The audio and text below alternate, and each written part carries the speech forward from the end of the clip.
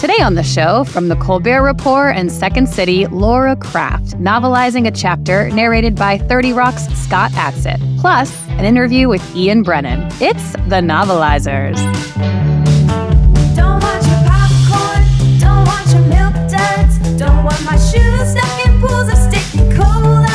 Don't show me romance, don't show me fist fights, just show me words printed out under the book lights. Yeah, baby, novelize that movie.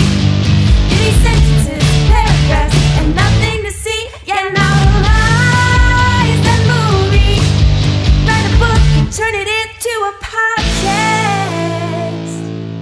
Welcome to the Novelizers, a podcast where we take classic films, get comedy writers from your favorite shows to turn them into hilarious audiobooks, which are then narrated by actors and comedians. The result is a complete retelling of your favorite movies, but way funnier. I'm your host, Christine Bullen, here with Stephen Levinson and Kevin Carter. How's it going today, guys? Meh, just kidding. Fantastic. I was going to do man, but it wasn't going to be a just kidding situation. But now I gotta rise up to Steven. So all right, great. I'm not really worried about any of us. I just definitely want Kevin for you to tell us where we are in the Matrix right now. I want to get into it. So Neo wakes up thinking what just happened was all a dream until he gets a call from Morpheus again telling him, "No, buddy, this is real. And I want you to meet me at the bridge." Once he gets there, he sees Trinity again, and they use this device to take the bug out of his stomach. It was very nasty when they did that. Then they reach the destination, and that's where they finally get to meet Morpheus. Believe it or not, this giant star-studded show is totally independent. Just a bunch of comedy writers and comedy nerds getting together to make something cool and keep you entertained. But we can't do it alone. We need people like you, the people hearing my voice right now, to go to patreon.com, look up the Novelizers, and donate $1 or maybe $5, maybe $20. I don't know. Every cent goes right into production and comes back tenfold in entertainment value. Now, back to the show. Thanks, Stephen. Today's chapter was written by Laura Krafft, who has written for some of the funniest people in the world, including Robin Williams, Stephen Colbert, Wanda Sykes, and Natasha Leggero, and was narrated by Scott Adsit, best known for playing Pete Hornberger on 30 Rock. Scott Adsit, novelize us. The Matrix. Chapter 6. Upon meeting hosts under an unfortunate circumstance, i.e., what to do when your shoes are wet. A manners tale about life in the cybersocial scene. Novelized by Laura Krafft. Narrated by Scott Adsit.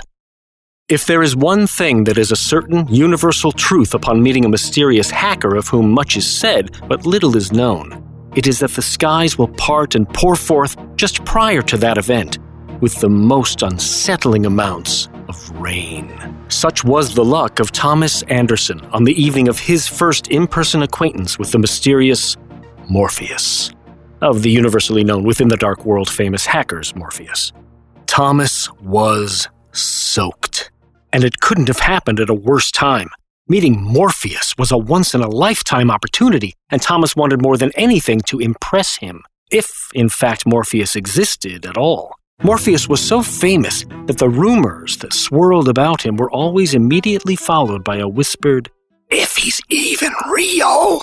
For all the world knew, Morpheus might be just another conjuring invented after a late-night hack session, like the ghost in the machine who supposedly takes the shape of a hot chick and sits on your face if you blow air cleaner into the source hole of your modem and say "rebooty" 3 times fast into the vent.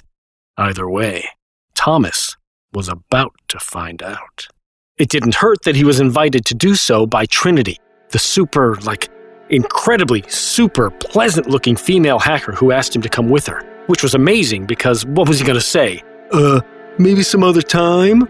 I was planning on hacking the electrical grid of Cleveland and shutting down the section where Elise Panofsky, my elusive supposed-to-be prom date, moved with her quote-unquote husband and their quote-unquote children. That's a big no. He was going to say yes. He was going to meet Morpheus. So now, here Thomas stood, facing Trinity in a decrepit doorway that was absolutely covered in lead-based paint, after having followed her up an extraordinary number of stairs, during which she had uttered nary a pant, which he found impressive.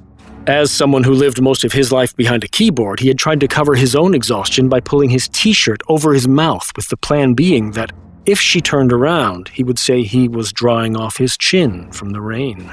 Luckily, she hadn't turned around. Or, come to think of it, even gotten wet. In fact, the only part of her that looked wet was her hair, but that seemed intentional. Probably from too much hair product. If she kept her hair in this style and one day they became good friends, he would jokingly suggest she change her hacking nickname to Fountainhead.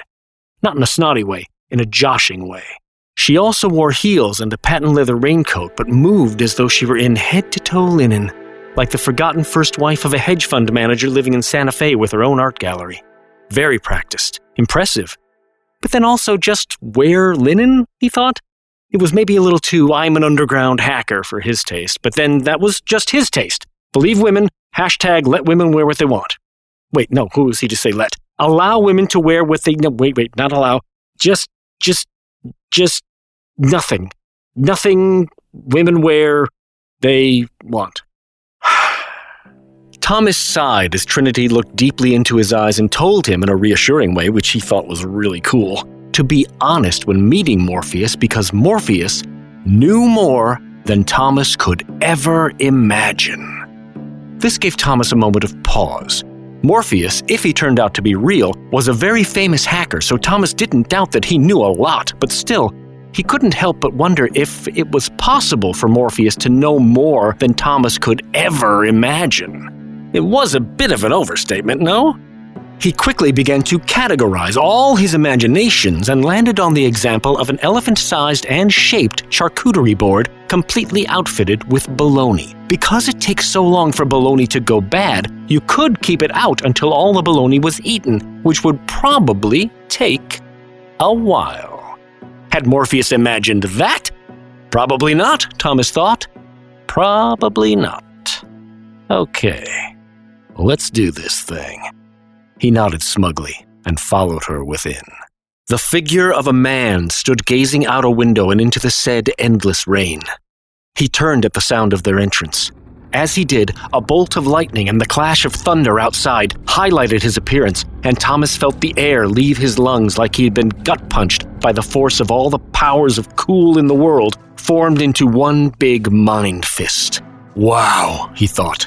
Morpheus was real, and, like the lady's boobs in that Seinfeld episode, he was magnificent. To say that he struck an imposing figure would be putting it mildly. Where to even start? Okay, how about with the fact that he was wearing sunglasses inside on a rainy night, or that his glasses had no sides, so there was nothing to cling to his ears, and they were still positioned perfectly on his nose? Or let's talk about his outfit. A head-to-toe leather dress that gave a slight twirl as he turned. Thomas was, well, there were no words. He was mesmerized. And just like that, Morpheus spoke. His voice had the kind of gravitas you would hope would accompany someone that striking. He told Thomas, welcome. Wait, actually what he said was, welcome, Neo. And Thomas realized that Neo was the only name Morpheus knew him by. Neo, of course. The dumbest interwebs nickname anyone had ever stuck themselves with. Neo wasn't even a full word, though people often mistook it for one. Thomas had never admitted it, especially after others expressed positive things about how cool it sounded. But the truth was Neo wasn't even his original idea. Rather, at the time of its inception, he had been eating a pastrami and coleslaw sandwich with one hand while filling out a "this is my new hacker named dark web" form with the other when the sandwich started to break apart. Within the gymnastics of catching the pastrami with his typing hand before it hit the keyboard, he accidentally pushed send, and thus was born Neo, instead of Neo-arsphenamine, which would have at least been an homage to a hilarious inside joke he had with himself because it was also the name of the drug used to treat syphilis, and Thomas, now forever stuck with the name Neo, had never had sex. Not that there was a problem with that. A lot of people who lived lonely lives in garret apartments and worked drone-like day jobs in a cubicle hadn't had sex before. It was not a big deal and no one thought it was. In fact, the subject matter barely ever came up. Sure, there was the time a bunch of guys from work were using the snack room as a changing area to try on the company logo-branded jogger pants their boss was forcing them to wear for the holiday card, and Doug Tobin from corporate compliance had turned to Thomas and asked, "What are you, dude, a virgin?" And yes, Thomas had been stumped. Because how could Doug have known? They barely interacted, working on different floors and in different departments. What had brought up a question so personal? It couldn't be that Thomas had used the comfort and security of the tablecloth from the cookie table to change under, because what else was he supposed to do? Let his man-junk fling around and hit a vending machine? How would that have looked? Slapping against the cool glass of a blinking, non-sentient late-night confidant. Perhaps hitting it so hard, a stiff, sweet sword of bulging, nutted chocolate would shiver its way out of the twisted embrace of its steel holder and blast with an aching clang to the painful trapdoor below. No, it definitely wasn't the tablecloth. Besides, that vending machine was weak. No matter how often Thomas hacked its nerve center, it still couldn't dispense proper change. Loser. Doug's question must have been random.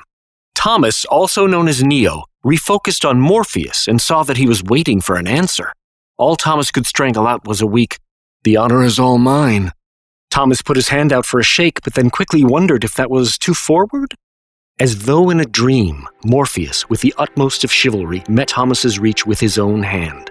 The clasp was immediate, the shake singular yet very solid, and in that brief time, though their palms only met for a moment, it was as though they shared the passion of a million dances. Dances that contained hopes and dreams, past and the future, risk and security. Morpheus's palm was smooth, considered. It felt like home. Morpheus motioned for Thomas to sit down while Trinity snuck into a side room. There was a set of armchairs facing each other with a small table in between. On the table was a large glass holding what Thomas could only imagine was something really cool like vodka or gin, maybe tequila, a clear liquid, not absinthe. Thomas started to make his way over, but quickly realized that he couldn't take a step without the sound of sloshing coming from his shoes. Why hadn't he realized earlier that the rain had saturated them to the point where his feet could find no resistance to grip the sides? They moved so violently within that he could feel where a blister was forming on the overly long toe nemesis that consistently destroyed his any hope of hot boy sandal summer. So much water. Probably wrung from the leather by the pounding of walking up those incessant stairs. Moisture had been violently wrung from the leather and seeped into the soles of the shoes. Stupid stairs, stupid no-elevator falling apart building. If Morpheus heard the water, he would think Thomas was the kind of idiot who couldn't figure out how to avoid a puddle. The embarrassment, the sheer humiliation. Thomas quickly tried to cover the sound by taking a large stride and throwing himself into one of the chairs.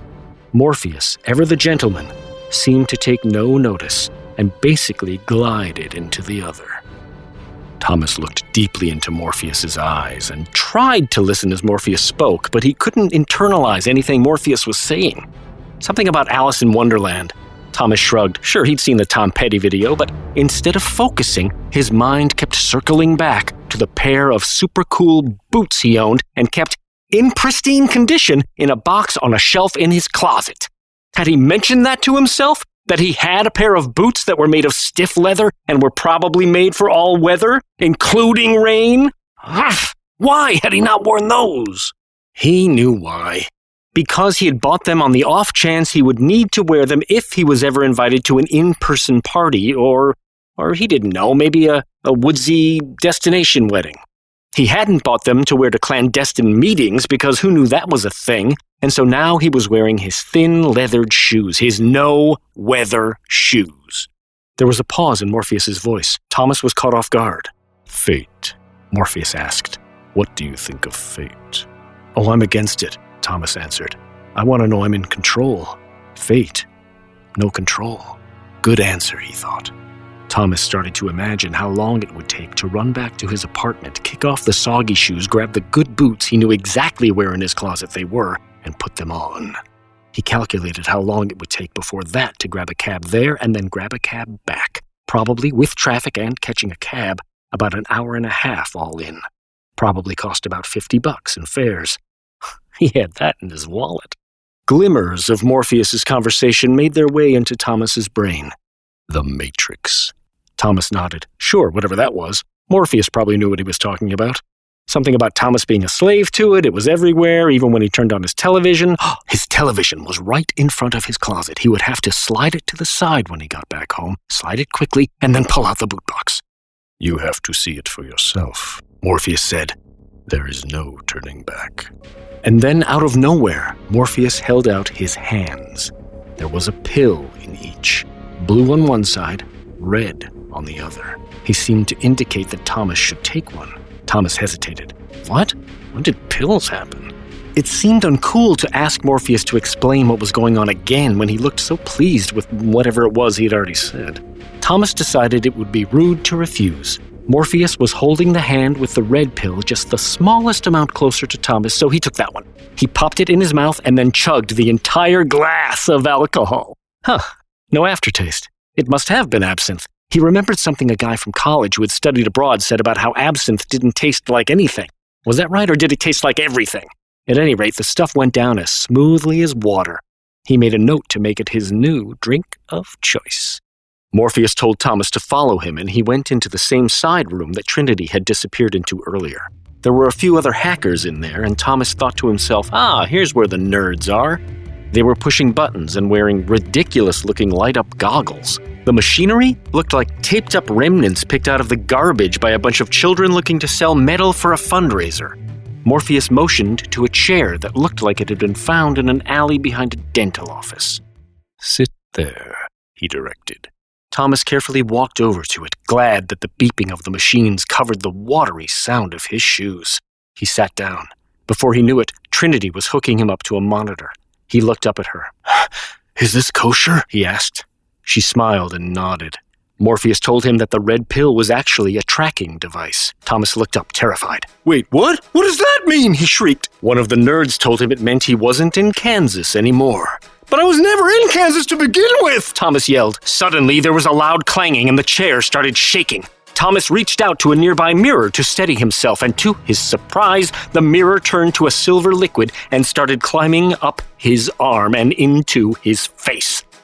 It poured into his mouth. "My boots!" he screamed wordlessly. "My boots!" Thank you, Scott. Each week on the show, we interview someone who actually worked on the film The Matrix. And Kevin, this time you talked to Ian Brennan. Let's hear that.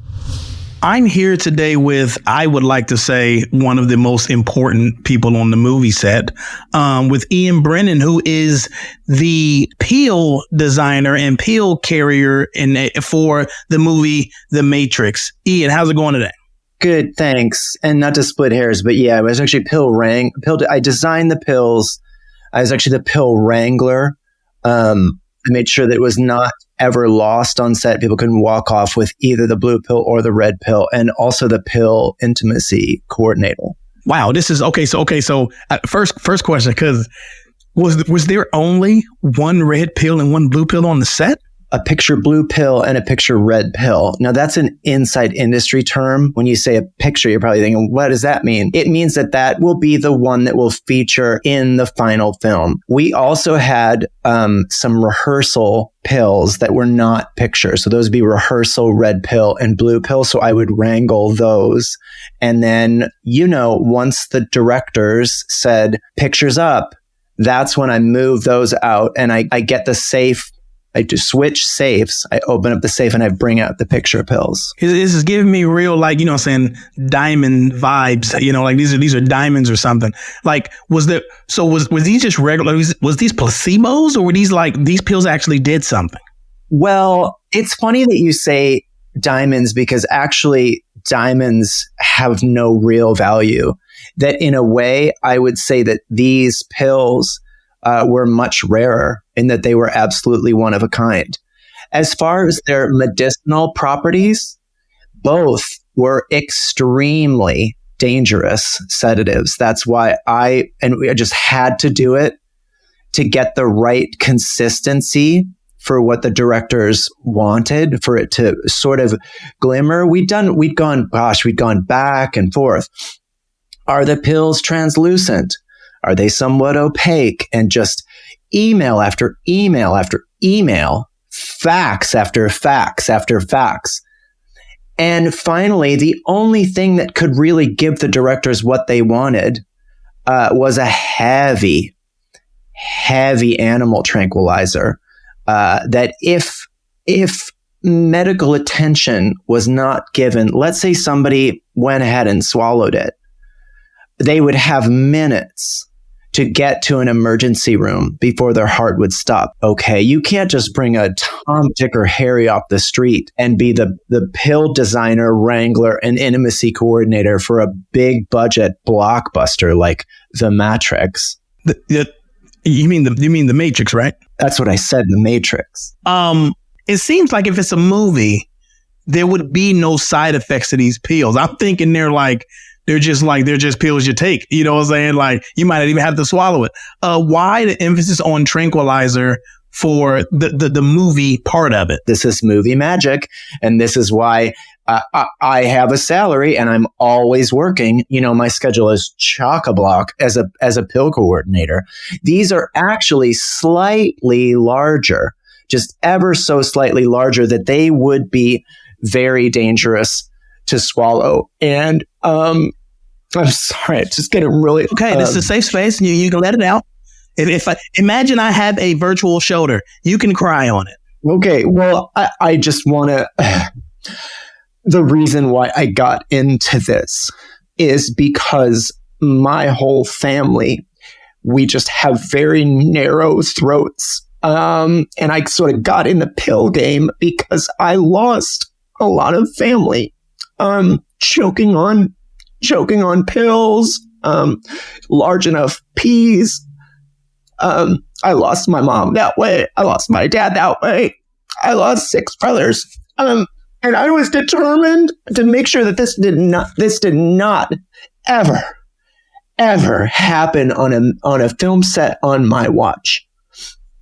So that's half of my job, is making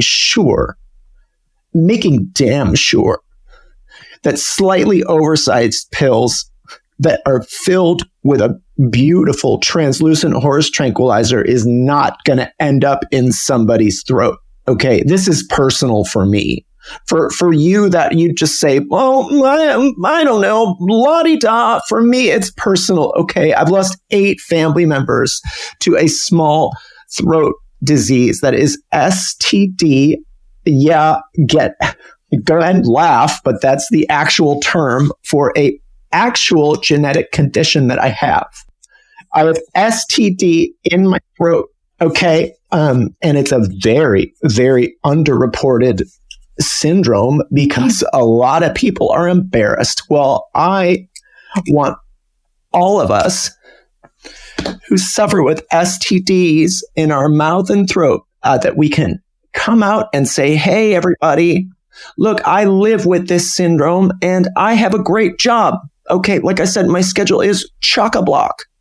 The next movie that I'm doing, I don't know if you've noticed, but there's been a real pill-assance in Hollywood these days. I recently worked on the series Dopesick, when those Hollywood writers said, I think we're going to let's bring the pill front and center. We loved it in The Matrix, but let's bring now when's the pill going to be the star of the show? Well, who called? There was an 818 number that they called, and it was mine. And it rang my phone.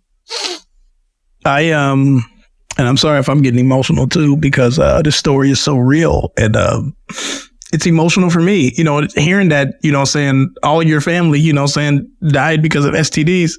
It's just, I think I met a girl, you know, one time who had an STD, and I found out. It doesn't matter how I found out, but, you know, she had one. And I was like, you know, this relationship isn't going to work because I have needs that need to be met. And I hear you. Oh, it has the smallness of my throat, is just something I guess you learn to live with. But like, I'm off the top of my head. Do you know how many pastas I can't eat? You can't even eat a spaghetti noodle? That's about the width of my throat. So are you like on a liquid? Do you just do liquids? Thin foods, mostly thin liquids too. My grandmother, incidentally, she choked to death on a malted milkshake. Her eulogy, just everybody sort of stood up. It was more like a roast of a dead woman. Completely inappropriate. And I would like to say that I don't think that would float now. Yeah, I think now we've really turned the corner on throat shame. Yeah, I hear you completely, and I want to let you know that I stand with you and the rest of the small throat community. There'll be no throat shaming this way, but if we can talk a little bit about how was it, like, we're shooting now, Keanu Reeves, he has a choice to make. Did you know it was going to be that color, or was there any kind of mix up, or was it always known he was going to take this pill? They actually had 2 whole scripts that they shot. And one was if he took the blue pill, and the other one is if he took the red pill. So they did not even decide that until very late in the game. They did some test screenings where he took the other pill, and I think just went back to his job, meets a girl in sort of a fun way, becomes a bit of a rom-com, and I think just tonally that was never going to be as exciting as the rock'em sock'em patent leather shootout of a movie that we all love and enjoy.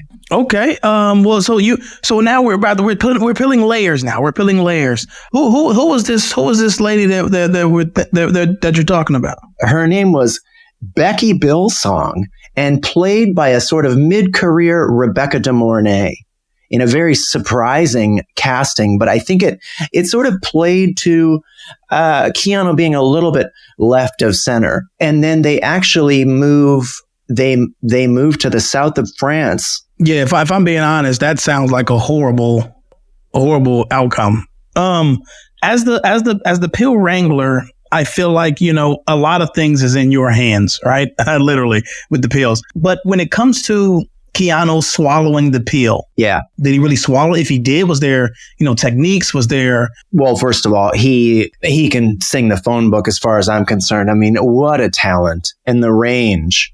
He can really do it all. But this specifically because of the slightly oversized pill size and my history with STD. As soon as the pill went into his mouth, cut was called. And that's when I go into high gear. I held out my open hand. He dropped the picture pill into my hand. I then gave him a placebo pill. I would hurry off. They'd say, and action, we'll tail slate it, and then pick right back up. And he swallowed. Did he know that? Did he know it was a placebo?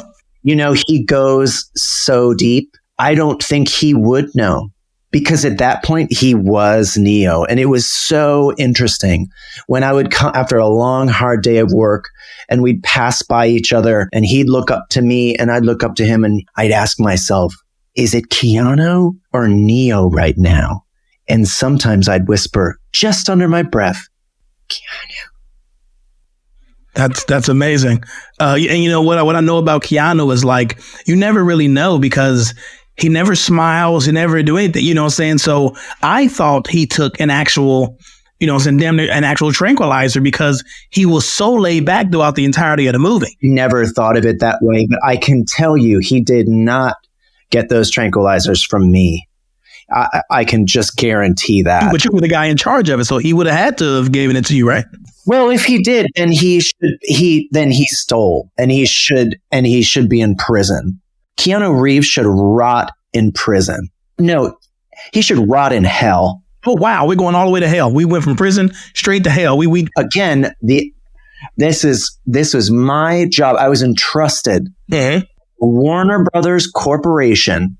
The glittery lot that a couple of Jewish brothers from vaudeville came out to Los Angeles and set up. You think I'm going to betray that trust by being loose with my tranks? No way. No way. And if old Sticky Hands Reeves was sneaking into my safe and stealing some of my picture tranquilizers, well, yeah. Burn in hell, Keanu. I have a little bit of a mindfuck right now. What if it was a Keanu and it was actually Neo? Were they two different people on set? Because you noticed you said something about who's swallowing the pills, a Keanu or Neo. Was there a difference in the two? I mean, now you're really blowing my mind because of course that's what happened. He goes so deep. He didn't know where Keanu ended and Neo all of a sudden he's just in it. And when he'd look over to me, with that raven hair, the deep brown eyes. No wonder No wonder I didn't recognize my bud Keanu. Neo, is that you? Is what I would whisper, just below what the human ear can detect. I want to be the first one to say, you know what I'm saying, what you did and how serious you took your job was very important for the movie, for the culture, and also like your backstory. Like you had an actual reason to fall in love for what you're doing, and I think it's commendable. Thanks. You know, it's all in a day's work, and it's exciting. I think it's one of the glitzier jobs on a movie set, if I'm being honest. Sure, the actors, are they the star? Yeah, I would say they are. In only the most technical sense is the actor the star of the movie. Only in kind of the most pedantic. So you don't think logically they're the stars as well? You think it's all technical? Oh, let me just ask you a counterfactual. All right. What if there were no pills in that movie? You want my honest answer? A rhetorical question, but yeah. My answer is I don't think the pill mattered. So let me just get this straight. You think that scene is absolutely as riveting? I agree that scene was iconic, but was it needed? I would answer that question with a question. Is there a more iconic scene in American cinema? Again, a rhetorical question, but I actually want to hear your answer, but also know that your answer is not necessary whatsoever. Okay. I would say that Macaulay Culkin smacking his hands to his cheeks was probably more iconic. You know, to each his own, but I just would not say that that's as iconic. Like I said, to each his own, but like I said, I still believe you served the purpose in that movie, and I still feel like what that blue red pill was very iconic. Thanks so much, and I really appreciate getting the chance to just relive it. And thank you so much for your allyship. Not a problem. Everybody that's listening, don't forget, please go to smallthroatsmatter.org to find out more about this small throat disease. Because we all need to just learn on it and become better people about it. You know, so no throat shaming around here. Also, don't leave. If you have M&Ms, make sure you cut them up before you put them in the bowl. All right, you heard it here first, people. So we're going to let you get back to the rest of the podcast. I've been Kevin Carter. Please enjoy. Thanks, Kevin. That's all for our show today. Join us next week for an amazingly sexy episode featuring the host of the Savage Love podcast, Dan Savage, written by The Onion's Chris Karwowski, and featuring an interview with the one and only Courtney Peruso. Stephen, unplug us from this matrix. Sure thing. Special thanks to this week's guests, Laura Krafft, Scott Adsit, and Ian Brennan.